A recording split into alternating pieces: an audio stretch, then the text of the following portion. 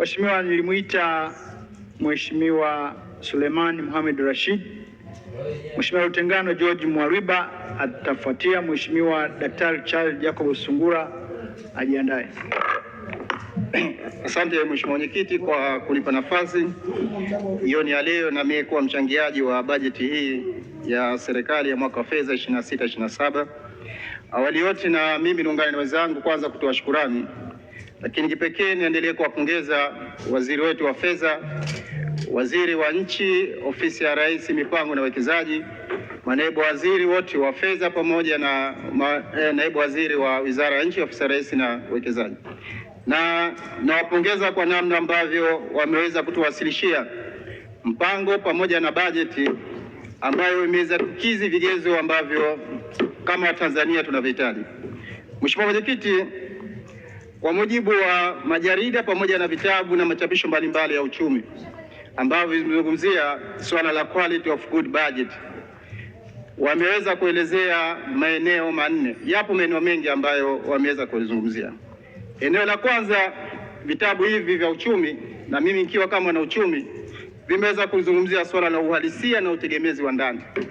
Napoangalia bajeti yetu hii ambayo tunakwenda kuipitisha ya trilioni 62.3, asilimia 74.2 inategemea mapato yetu ya ndani. Kwa hiyo kwenye vigezo vya quality of good budget, bajeti hii imeweza kukidhi kwenye kipengele hichi cha kwanza.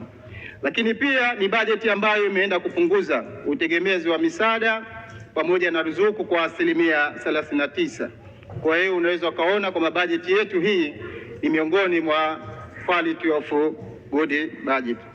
Lakini jambo la pili, katika vigezo vyao waliweza kuzungumzia swala la nidhamu ya kifedha na udhibiti wa deni. Unaweza ukaona kwamba bajeti yetu imekuja na deficit ya 3% ya GDP, ambayo ni deficit ambayo iko salama zaidi. Lakini eneo la tatu ambalo walizungumza miongoni mwa quality of good budget ni swala la uwekezaji wa kimkakati. Bajeti yetu hii ambayo tunaijadili leo hii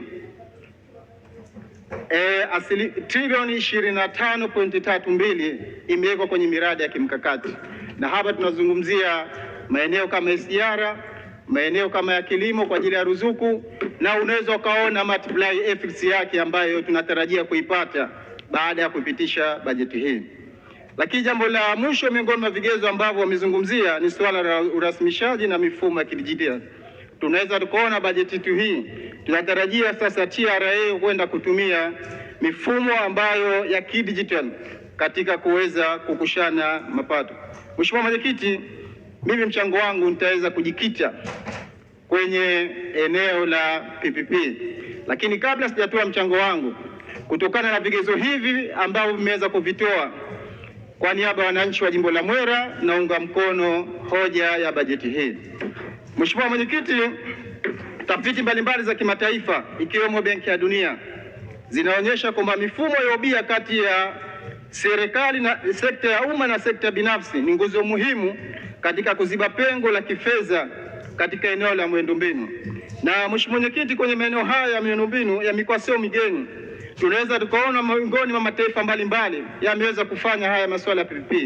Kwa mfano, ukienda kama Afrika Kusini, wana mradi wa reli ya kisasa ambayo inatoka Johannesburg mpaka Pretoria.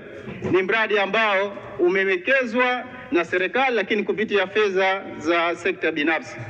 Lakini eneo jingine ambalo muhimu sana, ukienda kule nchini Saudi Arabia, na bahati nzuri wa Tanzania wengi hupata fursa hiyo kuna kufanya hija, unaweza kwenda katika uwanja wa ndege wa Madina. Ni mradi ambao ni wa sekta binafsi na serikali wameweza kufanya PPP, na idadi ya abiria imeongezeka kutoka 3% hadi 8%. Ukienda Sudani unaweza ukaona vile vile kuna mradi mkubwa wa masuala wa maji, ni mradi ambao ni wa PPP. Mheshimiwa Mwenyekiti, kwenye mchango wangu kuna kadhaa ambayo nahisi kwamba imekuwa ni changamoto, na ndio maana labda miradi yetu ya PPP imeweza kuwa hatuwezi kufikia malengo ambayo tumekusudia.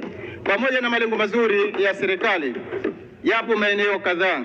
Eneo la kwanza ambalo nitaka nizungumze kwenye swala la uhaba wa fedha wa maandalizi ya miradi, kwamba miradi yetu hii kabla kupata mwekezaji, kabla kupata ubia ambaye anakuja kufanya PPP, ni lazima tuweze kufanya feasibility study. Lakini imekuwa ni kikwazo kikubwa sana katika upatikanaji wa taarifa sahihi juu ya miradi hii. Lakini eneo jingine kwenye tathmini katika vitu vya tayarishia, na hapa tunaweza kuona kwamba mradi wote havikosi riski. Kwa hiyo tunakosa taaluma hiyo kiasi cha kwamba sasa tunakosa vitu vya msingi ambavyo vinaweza kutusaidia kwenye miradi hiyo. Na katika hapa, Mheshimiwa Mwenyekiti, mimi nilikuwa na mapongezi na ushauri kama ufuatao. Jambo la kwanza, kwenye kujengea uwezo wataalamu wetu juu ya ujuzi wa majadiliano. Na hapa Mheshimiwa Mwenyekiti, ni issue ya win-win situation. Kama tukishindwa kuwa na wataalamu wa kutosha ambao watakwenda kwenye masuala ya negotiation, bila shaka kwamba taifa letu tutaendelea kudidimia, na mwisho wa siku yawezekana mwekezaji ambaye amekuja yeye akanufaika zaidi. Kwa hiyo ni shauri serikali kwamba waone haja ya kuweza kuwajengea wataalamu wetu hawa. Lakini eneo jingine ambalo nilitaka nishauri Mheshimiwa Mwenyekiti, imefika haja kuweza kuanzisha kitu ambacho tunaita PPP Facilitation Fund, ili hizi changamoto za fedha katika masuala ya uwekezaji, masuala ya feasibility study, masuala ya tafiti yatakwenda kutusaidia, na hii itakwenda kutusaidia kupata taarifa ambazo zitakuwa ni sahihi kuweza kuzitumia katika uwekezaji wetu.